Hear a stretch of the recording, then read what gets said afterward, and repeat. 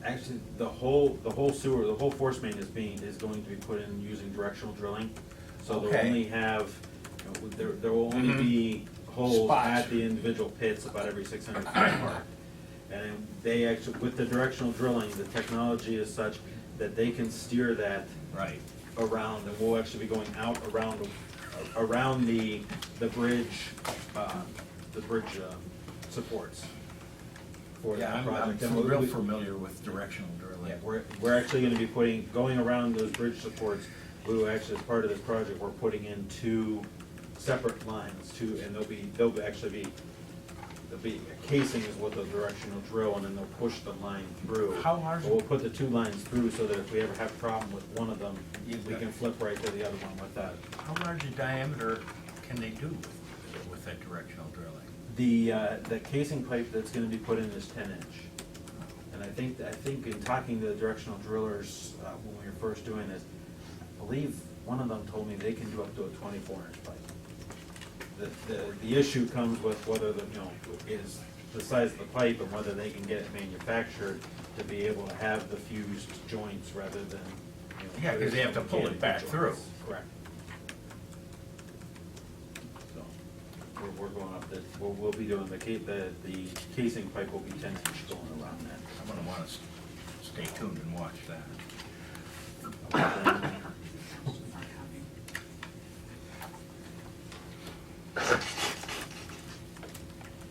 Any questions? The Department of Water Resources is requesting the board grant permission to advertise for the Troy Oaks Force Main project to be held on Wednesday, July 8th, 2015 at 2:00 p.m. Notice of this bid opening will be advertised on June 19th, 2015, June 26th, 2015 on the county website. I'll make that motion. Second. Second, Commissioner Rea? Aye. Commissioner Spudler? Aye. Commissioner Clickwell? Aye. Thank you. Thanks, Gary. Bye now. Last day, can you read the next 2? Actually, the next 3. 4, 4. 3. we can do together. The Commissioner's Office is requesting the board approve an encumbrance and expenditure to the Geauga County Agricultural Society pursuant to ORC 1711.15 and 1711.16 for the year 2015 in the amount of $20,000. The Commissioner's Office is requesting the board approve an encumbrance and expenditure to the Geauga County Historical Society pursuant to ORC 307.23 for the year 2015 in the amount of $20,000. The Commissioner's Office is requesting the board approve an encumbrance and expenditure to the Destination Geauga County Tourism Council pursuant to ORC 307.692 for the year 2015 in the amount of $20,000.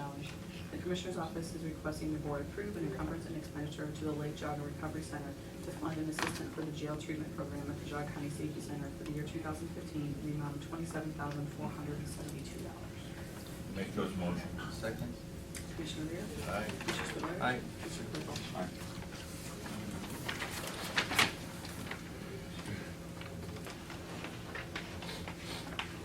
Morning, Jessica. Well, How are you? how are you? Good, young lady. How are you? So, Rebecca Samarge is retiring on Friday. That's her last day with us. She's the site coordinator at Chardon.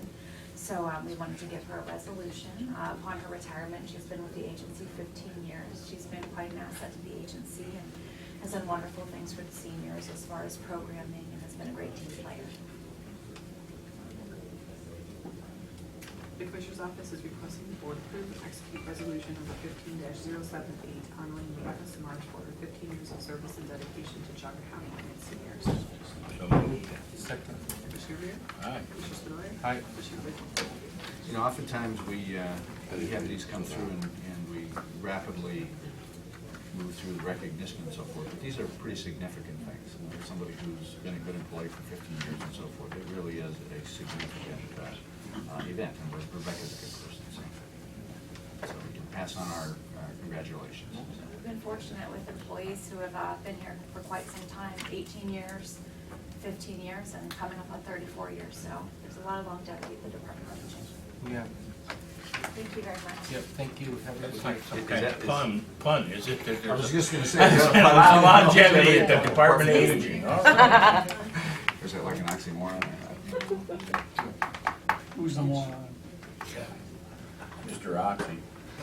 And the oxygen, I might as well be the moron. Before we move into executive session, I wanted to respect the time of a couple of individuals that I asked to come over. Neva Rogers has come over. We're in the process right now of going, Neva, if you come up here. Do I talk here? We're in the process right now of reorganizing to meet federal requirements, the Geauga County Community Actions, Inc. organization. There's been some confusion over that. The city of Chardon recently passed a resolution in support of Lifeline, which is another organization that provides similar services.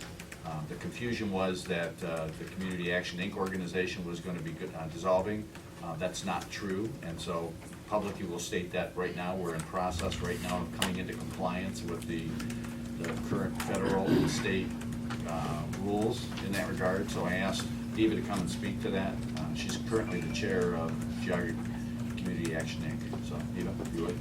Yesterday, I sent another letter to the state to rescind our initial determination to relinquish the funds. The reason we relinquished the funds was the state was coming down so hard on us that there was no way a board of, pardon me? Speak into the mic so that people in the audience can hear you. This is really for public Is it statement, even so. Yes, it is. Okay, the reason we relinquished the funds in the first place was because the state was giving us so many regulations, which would, a lot of them would not come into effect until January of 2016. However, we were working with the board of strictly volunteers. Everybody has their own full-time jobs. So we didn't feel at that time we were able to meet all the obligations to the state. After that, Skip had called us, and we got together, and we have started a great action plan. We've got a lot of our things taken care of. We've got information to give our Roma training. We've got our job description for our executive director, which we will have to hire. We've got our personnel policies, our strategic plan. We've got a lot of people working on this. Dan Mix is getting a lot of the data for the strategic plan. So we should have that. Hopefully we can get it approved by this next meeting we're going to have on the 24th. And we will send our timeline to the state of Ohio. We're working diligently to get this completed so we can keep the funding here in Geauga County. A couple of quick points. First of all, I reached out to Chardon yesterday because part of the reason for the resolution was some confusion on their part. So I've got plans to meet with Phil King and Randy Sharp, thank you. I'm not so sharp this morning. And so to sit down and kind of go over this with them, because they, based on the meeting that we had from the state, got a little confused. And so we're correcting that situation. We're going to be sending out a letter to all the elected officials in Geauga County, bringing them up to speed. And the state is, by the way, completely on our side on this. So Randy Hunt, who is the director for the division, I talked to him yesterday. We're all on the same page. Unfortunately, we lost a great individual. We didn't lose her, but she's on a medical situation, Sadiqa White.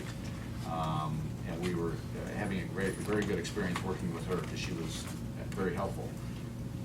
We're having a little bit of a hiccup because now we're shifting gears and working with some new people, Randy Hunt and another lady down in Columbus. But as you might expect, when the federal government changes the game in the middle of the game, it gets a little confusing from time to time, and we're just trying to sort all that out and figure out how to react to that to ensure Geauga County represents Geauga County citizens rather than have another county organization represent Geauga County citizens. And so, you know, from a public statement standpoint, I think we're tracking, we're going to be moving forward. Is it fair to say that the system that we had, which was done with volunteers and people in our other county agencies that were working to administer it and make sure the funds were going to the right areas, is it fair to say that the new system with the overhead of executive directors and all the other, that the end user will probably get less or will have less to give to the end user than the way we were doing it?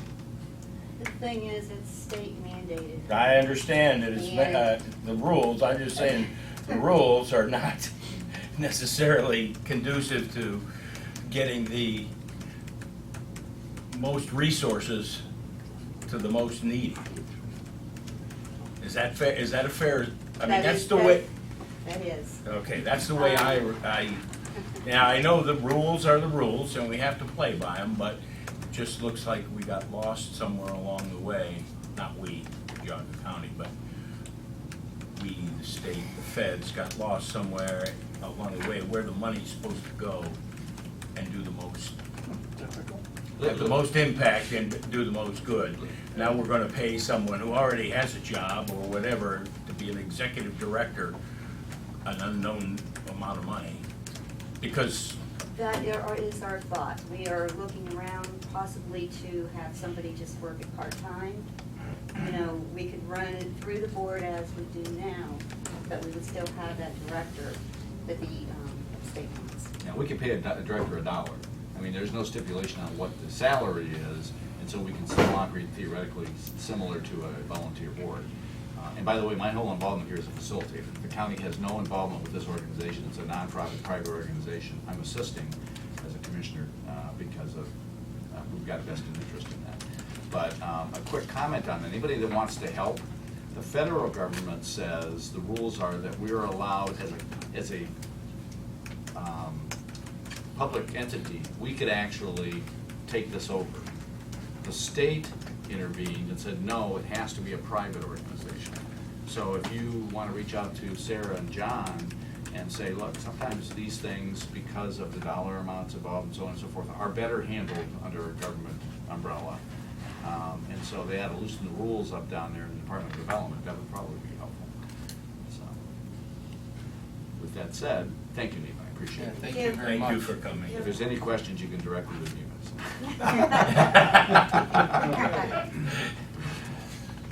Craig, do you want to interject anything? Because Craig Swenson is from Jobs and Family Yeah, Services. no, I think that what we're doing, you know, as part of, being part of the team that's working on it is great, and I think that it's, you know, Neva does a great job with also the people that are remained on the board, and that I think it's good to keep the funds here so we can decide, you know, how we want to serve our people. So, and, you know, I thank the board for supporting, you know, that end as well, and we just need to get the notice out to the elected officials that, you know, this is what we want to do.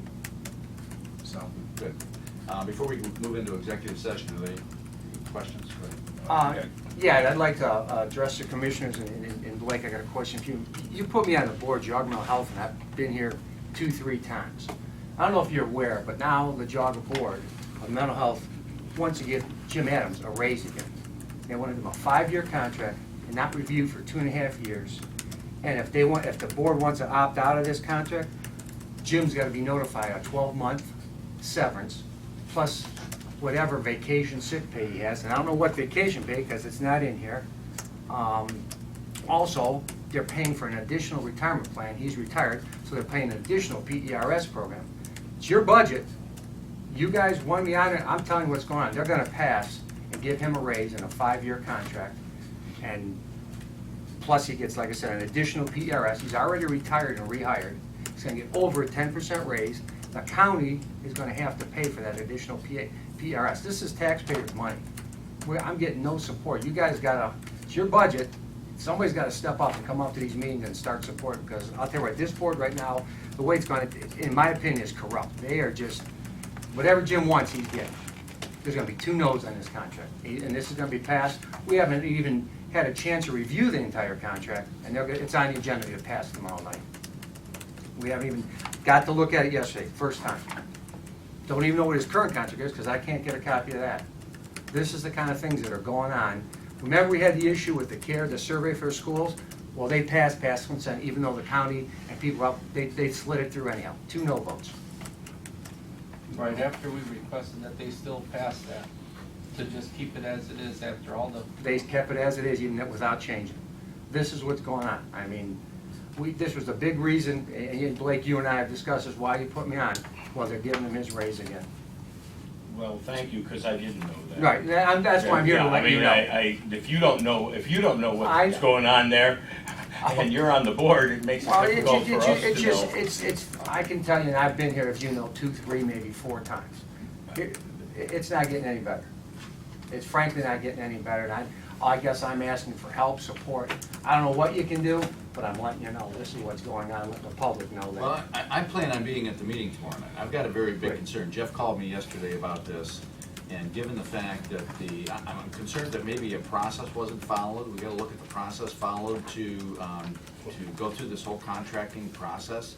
Was it reviewed properly? Was the past contract taken into account? What is the size, scope, and nature of the contract that's being under consideration? Has the board done their due diligence? There's a lot of questions that need to be asked about this, and if it's being pushed through rapidly, I wonder what the consideration for the taxpayers is in this whole thing. Well, I So can I've got tell some you, real concerns over this. I can tell you from being a board member, there's no consideration for the taxpayers. I'll just be frank and bold and say that, because he's now retired, rehired, which I'm not a fan of that policy, but if he was, why should he get an additional PERS program, an additional retirement program? Plus, how can he say if he wants to quit, the board's gonna give him, he only gets 90-day notice, we gotta give him a 12-month notice. That's right in the contract. We gotta give him a 12-month notice so he gets a golden parachute for 12 months paid. Is this increased part of a overall plan of everybody that works in that office? Are they all getting a? We're just reviewing Jim's right now. I just got just Jim's right now, but yeah, I would venture to say The everybody other, will get what one. is They'll all there, get 4 one. other people? 3 other people, right, 4 other people, right. Yeah, I think there's a total 4, of 5, right, isn't there? right, correct. So we don't, they're gonna bring up, you're saying, I don't wanna use the word allegedly, because you haven't, to me, you're That's public record. right, no, you're telling me that they're gonna bring up a consideration for a raise for the director, but they haven't even, at least publicly, or to you folks on the board, come out with what their recommendations will be for staff, percentage-wise? I think he has the authority to set the rates. To set for the rest those, of right? the- Right. Yeah, that's not done by the board, I don't believe. I think only his is done by. Just a comment on Mr. Klein's point. You commissioners appoint commissioners, the board members. The problem is, and I've seen it through Geauga Park District when I was appointed, nobody knows what the procedures are or what their responsibilities are. And that needs to be clearly defined by the county commissioners as to what their role is as for these appointments. How they're gonna handle raises, how they handle contracts, negotiate, and so forth. So in Jeff's defense, it's always been the director telling the board what they want, and then the board goes along with them because they really don't have any direction from the people that are doing the appointment. So I think that's something that this board ought to look at, that procedure and protocol for appointments. And so people know what they're getting into and what their roles really should be. I just, my position is this, I got a phone call yesterday that this is going on with Jim Adams, that they're, we've got 3 board members that are coming up for a potential renewal, that we've actually put out a formal request for applicants at this time. And, my discussion with Jeff is he's requested the contract 2 or 3 times of what the current director is on, and as a board member cannot get that. Correct. And they've got board meetings that there's never even a mention of these raises going on, or that the director's going to get a raise, but all of a sudden he gets a mailer on Monday night that in 2 days he's supposed to make a decision. I mean, at the end of the day, I'm struggling with this because of the fact that this is totally irresponsible for the county taxpayers, and to be quite honest with you, this is really, I'm very uncomfortable because I feel that this is not something that is ethically good to do, and it just doesn't, when we've got, a board member that, Commissioner Rear put on to the board to be able to say, we realize, identify there's a problem, or we know that there's, some situations maybe, or however, that you put somebody in there to entrust to do this, and then all of a sudden, he's coming up to us. It's a real uncomfortable situation for us because I don't know what to do anymore. I'm very uncomfortable because You know, my father always used to tell me, if it sounds like it's wrong, it probably is. And where do we have a situation where there's not a director in this county? And when we went through this the first time, there's not a director in this county that makes the dollars and cents that this director makes. There's you know, the PRS pickup, you know, I mean, when does it stop? And when we've got a huge crisis right now that we face with Jobs and Family Services, a perfect example, with placement of kids. You know, this heroin epidemic, all of these dollars that could be going towards this treatment, we are basically in this situation where I'm nervous about this because I don't know what is happening behind closed doors. And when you have a board member come up to us and put this out there, you know, it's real concerning to me. We actually did it, we in-house here when this originally came up, we did a study. We did our own study because we kept on getting studies thrown in our faces about dollars and cents.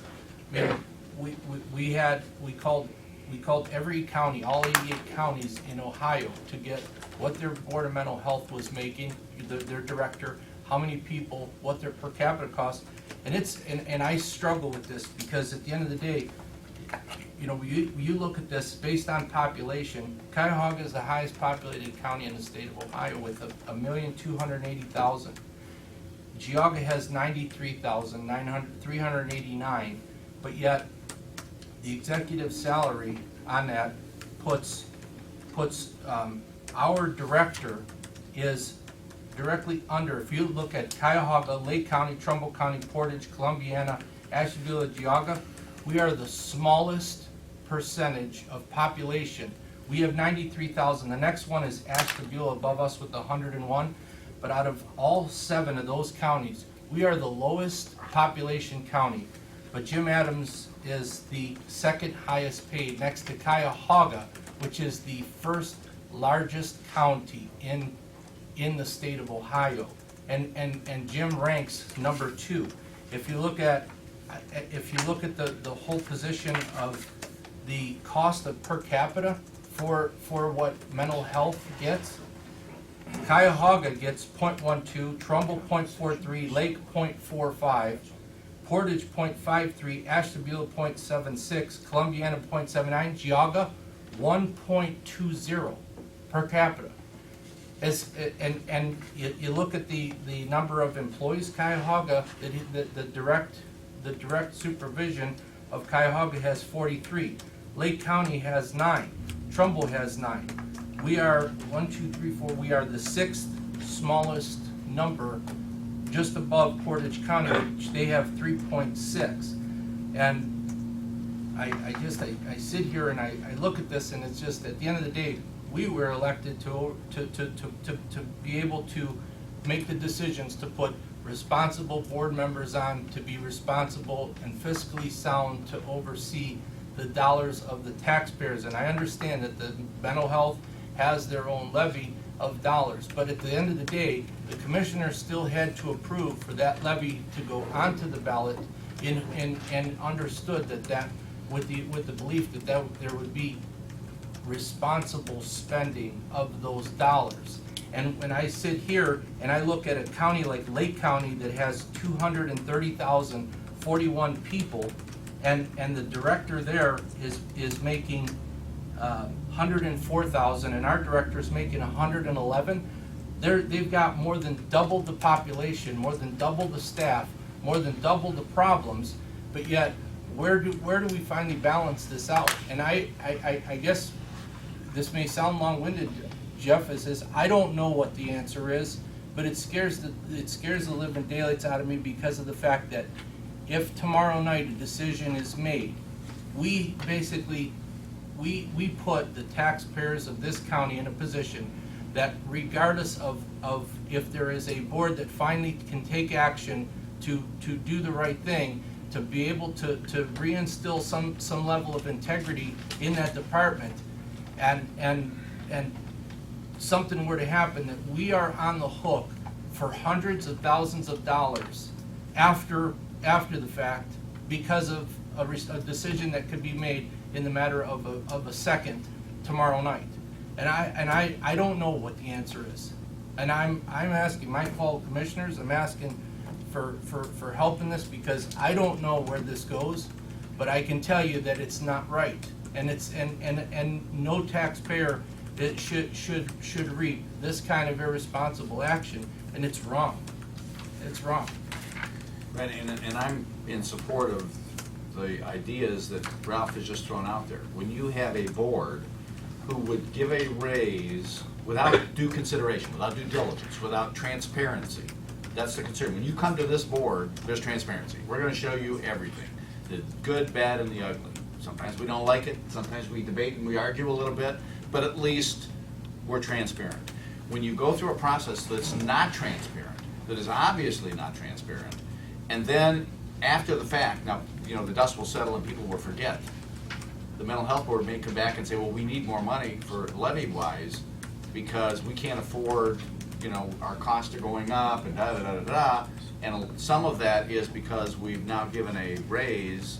I don't know what the contract says, so I've asked you to give me a copy of the contract. We've obligated, or the board has obligated the citizens to take care of this situation without due consideration, without due diligence, allegedly. I've got a real concern with it. I mean, I'm not saying whether it's good or it's And I will bad, tell you I'm this, just got the concerns. board, I the got a lot board of are gonna, questions. they're gonna say it's not a raise because he was actually at 150 and he took a step, but it's up from what it was, and there's other perks.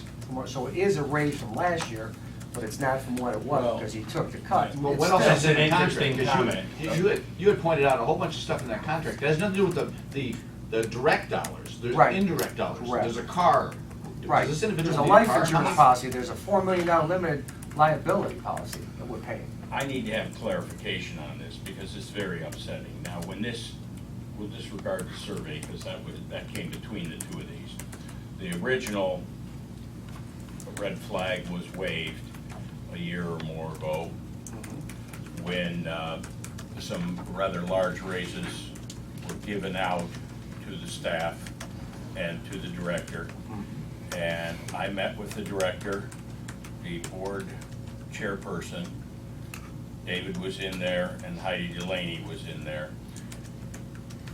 The difficulty that arose at that time was they gave the raises and then submitted a supplemental appropriation to their budget because they didn't have the money to get through the year after they'd given the raises. To which the result, or the long and short of that conversation was, you're not getting it. You're not getting any supplemental raises. You had a budget, you blew it. And at that point in time, they, I hate to use the word voluntarily, but they agreed to back their wages up to a lower rate. I think they've been paid, I'm gonna pull the number out, 4 or 5 months maybe? At the higher rates. At the higher rates, 4 or 5 months at the higher rates. They agreed to lower their income to lower than what they were making the previous year. So that at the end of the calendar year, what we didn't pay them, what they didn't make, that difference with what they were overpaid in the first part of the year, balanced out to the same dollar amount that they were earning the year before, 13. Before the raise. Before the raise. Let's, you make $100,000, you overpay yourself by this amount of money, so it's 100 and something. From this date forward, you're gonna underpay your 13 rate, and then December 31st, they're gonna come out as a wash. They did that. What didn't happen was in January of 15. In January of 15, their salary didn't go back to what it was in 13. It stayed at the reduced payback rate for a period of time. I just asked David, I was under the impression that it had gone back to the number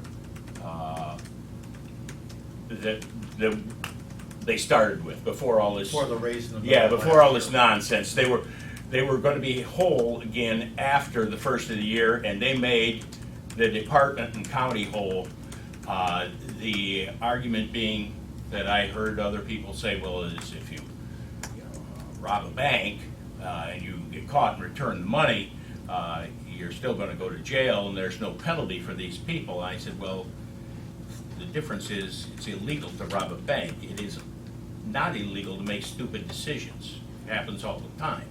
Poor decisions are made. That was checked and it came back. What you're bringing to us now, I need clarification, because if it's in addition to taking them beyond where they were, outside of a 3% raise or whatever the heck, we try to keep 3 to 3.5% is a recommendation for the county's people, which amounts to a cost of living raise. If it's in excess of that, I got a real problem with it. A real problem with it. And I don't want to vilify anybody right now because I don't have that contract that you saw, the paperwork. I got nothing. You just told me about it. But I will say that if it's excessive and out of line, like the other two, I got a real problem with it. If it's a confusion that where they came from this lower number back to where they were, plus 3%, it's very convoluted, but it's probably and the entire staff did it, right? All the support staff did the same thing, as it was told to me. That to me is acceptable. If they're back where they were before they made a boneheaded move, I don't see where that's unfair. Especially when you consider that a conversation like we're having this morning is, I don't want to be the subject of a conversation like this. It's a little bit punitive all by itself that we call I think the bigger concern is, from my opinion, you got a board that, and I'm just going to be very frank and open, I think they work for Jim Adams, not the county. Jim directs this. How do you give a 5.5-year guy? Tell me what county executive, what branch is getting a 5-year contract that's not reviewed for 2.5 years? Just tell me that person in this county. Tell me it. We don't. That's in the contract. There are school boards that give out a maximum of a 5-year contract, but it's pretty rare because it's most board members don't want to give somebody a contract for that's longer than theirs. Tell me who gets a 12-month. I got to let you know 12 months that you're gone. You're guaranteed 12, and your vacation pay. Oh, what's your vacation pay? I don't know because it's not in the contract. How much is it? I don't know. It's not in the contract. That's problematic. There There is no doubt in my mind that's problematic. As far as if the race exceeds that bringing them back to where they were, plus possibly a like I said, a standard cost of living type guideline that we have. Yeah. And those are things in there. There'll be public record. You're more welcome to look at them. Again. Well, I can assure them that if they overspend, as long as I'm sitting at this table, there won't be any supplemental appropriations for them. If they blow their budget, shame on them. Well, even if they don't blow their budget, this is taxpayer money. It should be going to people who need this service as a I don't disagree with. Let's not be giving out 4%. If we can do without that, we've got a director that's retired. If you're, in my mind, this is me thinking, in my opinion, if you're retired, you can retire. Now you got rehired. Why do you need another pension? Why is this county paying for another pension? Standard. I think that's standard. Yeah, you under PERS rules, they have to pay in. Now, if the employee, if they're paying that for him, if they're doing a pickup, correct, that's different. And we don't do that here. What is the percentage? I believe you're contributing the same as an employee as you were before you were retired. So it's just going into, I think it's the employee's putting into 14%, and then the employer is supposed to match. Now, what I hear might be going on is they may be paying the employee's portion, which we don't do here. Right. So basically, and this is what I struggle with even more, is that on top of his salary, okay, on top of what his pay is, how would you like to get a check every month from where you work and have your social, if you're in the private enterprise, your social security check, if you're in public business, your PRS contribution that you see that's deducted out of every other employee in this county's pay? How would you like to have that money? And if you're thinking around 14 or 15%, let's say 15% to just ballpark it, he's at 111. So for 100,000, that's a $15,000 extra dollars for you to do whatever you want with it. And it's actually more than that because you have to figure the 11,000. Well, that's, So that's not uncommon like schools do. Right, And I and understand a it. school But teacher it's, at the end of the retires day- after 35 years and then goes and works At the end of the at day, it's Kent just State. people need to be They pay aware into it. of what is going on with that. And the biggest part of that whole deal also is that when you've retired and you rehire, that goes into an annuity under PRS. So when you retire the second time, you get that money in a lump sum. You could, you opt to get that out. Or you can because- have it paid out. Or paid out in, As an annuity. as an annuity. But at the You end of the take it in a day, lump sum, you're gonna die at the tax time. so at the end of the day, it comes down to is you are getting the benefit now and you are getting the benefit later. So it's a situation where, I mean, if you really looked at that, in that, you know, format, now it goes from 15,000 to actually 30,000 because 15,000 is being banked in your account so that when you retire, not only did you make the 15,000 on the front end, you made the 15,000 on the back end also when you retire again. So it's so at the end of the day, it comes down to is what is right for the people and what makes sense for the people. I tell you this, the right position is to give it to the people that need the help, the people that, we've got departments that are struggling left and right to be able to provide services. And we have wasteful spending that's going on, and at the end of the day, just like Mike said, you know, to set up a level of expectations or to establish some understanding. I mean, all of our commissioners, myself, Mary Samiti, Skip, everybody has basically gone forward to asking them about that simple survey to be able to have that consent form. And all we basically said is to notify the parents correctly to be able to say, yes, I do, no, I don't, so that we can have responsible parents being able to make the responsible decision. And even that, with all the amount of uproar, the amount of media attention and everything else going on, they still disregarded that completely and went ahead and put that through to completely disregard what anybody said. So at the end of the day, I don't know what to say. Thank you. Thank you, For bringing it up, Jeff.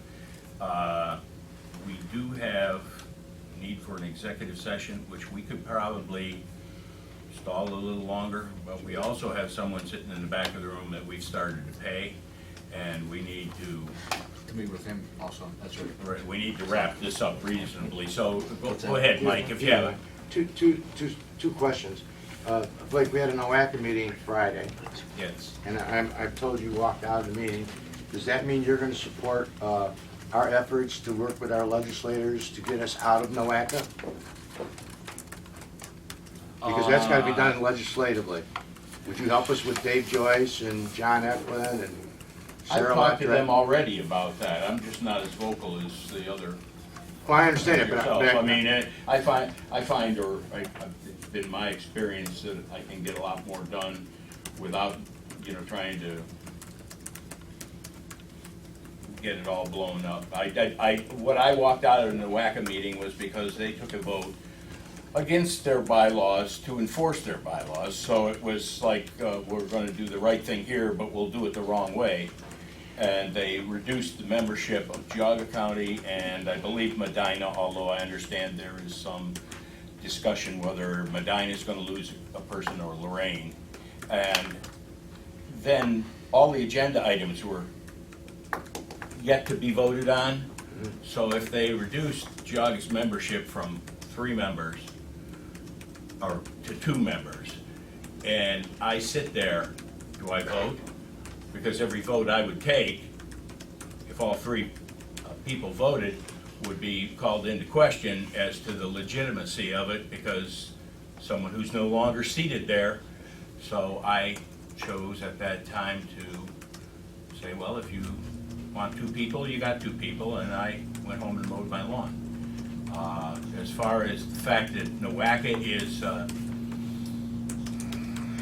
that's also very problematic to me. That, and I did ask the question, how do we pay our dues? I think Skip would confirm this. I said, how are the dues assessed to Geauga County? Is it on the 20,000 people in the urbanized area? Or is it on the 93,000 people that are in our county? And the answer was it was assessed on the 93,000 people. And I said, well, okay, I'll admit ignorance to this in this organization, but I don't want to be ignorant in my own county. What do I tell the 73,000 people that get nothing from Nowaka but pay the dues? Well, I mean, you know, as a trustee in Chester, we have a serious problem getting road money. You know, Hey, it's flawed, and that might be an understatement. I mean, if you don't want to go to the meetings anymore, it would be appreciated if you would put at least our county engineer on the board. He's not going to the meetings either. Yeah, well, he's not on the board right now. He ain't going to be on the board then. The only way he gets on the board is if Ralph puts him on the board, not me. I did. Well, no, you removed him and then put Kim Laurie back on. We've never had an action. There's never been any follow-up action. Okay, well, that, and I guess that's maybe a misunderstanding on what I was under the understanding, but it was, you know, Joe could tell when he had that motorcycle accident. Right. Was basically, instead of having us voting every time, but once he came back, he was. We didn't have anything in writing saying that. Right, but I'm just saying. If you want to do that, we'll do it now. Right, I'm just saying, I mean, as far as that goes, I went ahead and said that, you know, and I talked to both Jim and I talked to Joe to be able to discuss between them, each other, and they seem to have a great working relationship, that if Joe can't present or can't attend, then they would let us know. But that's why I basically left it, because of the medical situation that our engineer was going through. But I made the responsible position of putting our county engineer on that position, and then unfortunately he ended up in some medical condition that couldn't allow him to do that.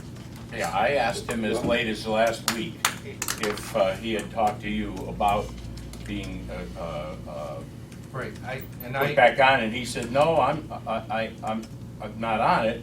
And I said, well, that wasn't my understanding, but we don't have anything in writing that way. Because I think he should be there. I've always thought he should be there. Well, let me jump in here, because we do need to get into Yeah, we gotta executive go. session real quick. Let me comment on it. First of all, getting out of Nowaka accomplishes little, because they still are the master planning organization for our region. We can't control that. That's by federal state agreement and the Council on Governments. They control our water quality, air quality, and right now our road management. If we leave Nowaka, we leave $2 million on the table, unless we can get the powers that be, Sarah, John, whoever, to help us to configure a different way of managing Nowaka, and those requests have been made. I have reached out to Jim Flays. Jim Flays in the prosecutor's office right now is looking at this situation. Nowaka, in our opinion, is in violation of their own bylaws. They're making the request, and Blake was absolutely right in that. They are contorted in that whole process. That was discussed in the meeting. Their resolution was to adhere to the bylaws. Our view of the bylaws is different from them, and so we do have some action we can take, and we're going to be doing some follow-up with the prosecutor's office to determine the best course of action. But one of those courses of action is submitting a request to them to say, look, your view of the bylaws is incorrect, and here's another view. The other course of action, of course, is legal action in the courts, which we also can consider. That's something the commissioners, we need to get together and huddle on a little bit once Jim and the prosecutor's office have figured out what our course of action. So there's things that we can do. I would always, and we've been working on this, we're actually going down to talk to Columbiana County tomorrow. Columbiana County has made a choice not to be in an MPO, and we're talking to them about the implications of that choice. We've reached out to the County Commissioners Association of the State of Ohio to rally the 55 counties. They're not in an MPO, to come together to help promote and lobby for changes The whole MPO in the state of Ohio is, I think, harmful to our state, and we need to be looking at legislation to correct that situation. And so there's lots of things going on revolving around that. But, you know, it's too premature to leave that table. They did make a comment in the room that day that there would be no immediate impact for their decision, that they're reviewing the bylaws to come into compliance. I received a call last evening. Did you? From after 6, from the director. From Grace? Okay. And her comment was? Their comment is that they realize that there's a series of errors that have been made, one reason or another. I think if you remember, they were even taken back by the action. If you looked at them when the vote. Valerie McCall in the mayor's office, and by the way, this was brought forward by the mayor's office. Right, they were even taken back. There is discussion now in reviewing and establishing a minimum county number, the minimum of 3 people per county. So they can't force it down to, you know, take a commissioner off and just have 2 commissioners, as they wanted to do in Medina and with us. Well, Medina has 4. Well, they had 4. They could take their engineer off, right? Is he on there? The engineer's on there, but they handle their allotment differently. They don't have 3 commissioners, they have a commissioner, a city councilman. Yeah, well, they have the cities and so on. And so what I would suggest, Blake, and I'm hoping that you will support this, is we've already asked them to put a county engineer. The minimum standard should be 3 commissioners. I mentioned that last night. It didn't take traction, but I said, well, clearly, you need to have a minimum, and really, if you adhere to the 45 maximum membership, and you maintain a minimum on the county levels, at some point in time, other members will be coming off that aren't from the small counties. But that's not gonna happen. I believe what they're gonna do is maintain, or what they're suggesting, is to maintain the baseline, and as population warrants, that 45 number will grow. In any way, we're always gonna be at the end of the We're in line. complete control of Cleveland and Cuyahoga County. Yeah, we're at the end of the line in any. Just one more comment. The county elects you gentlemen to be our representatives. Grace Galucci is not elected, and we have to pay her Yes. our tax dollars. Right. They have a $2 million staff they pay. That's our tax dollars to a bunch of unelected bureaucrat, well, whatever you want to call them. That's all I have to say in the matter. I wish you guys would seriously consider. Just to getting quickly legislation. answer that, you're right, we're taxpayers, and we get to vote, and there's 3 of us, and there's 45 people No, I on the understand board. that. I understand Now, that. But how reality did we get sets into in. it? How did we get into it? That's the problem. How do we get out of it? It's a bureaucracy that shouldn't even exist. Taxpayers' money, paying people's high life, and then they tell us what to do with our tax monies. This started in what was the? That's the problem. That's a legislative issue. Go out and look at the Ted, Mike, go out and Google Ted Cruz and map 21. Because Ted Cruz has a solution he's already promoted out there, and I would agree with that.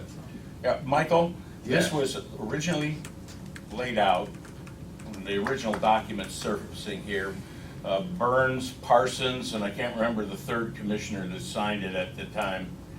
I don't think it was you. No, it wasn't. It wasn't. And that was signed in November. I'm thinking it was November 6th or 7th of 1966, because I got drafted on the other date. Yeah. So I remembered that when I read the date, I said, oh, this came into existence when I was 18 years old, and it was either the day before or the day after I got drafted into the Army. That's when this program came, so it didn't get screwed up in a short period of time. No, And it took a long time. I don't know that it's going to get rectified in that 49 or 50 years that have gone by. Well, thank you for listening to me. Thank you, Michael. Thank you. We gotta go to. All right, let's go into Third. executive session. Commissioner's office is requesting the board move into executive session for the purpose of discussing the compensation of public employees in the Department of Job and Family Services. So moved. Second. Commissioner Rea? Aye. Commissioner Spiller? Commissioner Claypool? And Craig Swenson, Paul Wyman, and myself. Okay. Hold on, okay. Now. Okay, now you're ready. back in at, what is that, 11:03?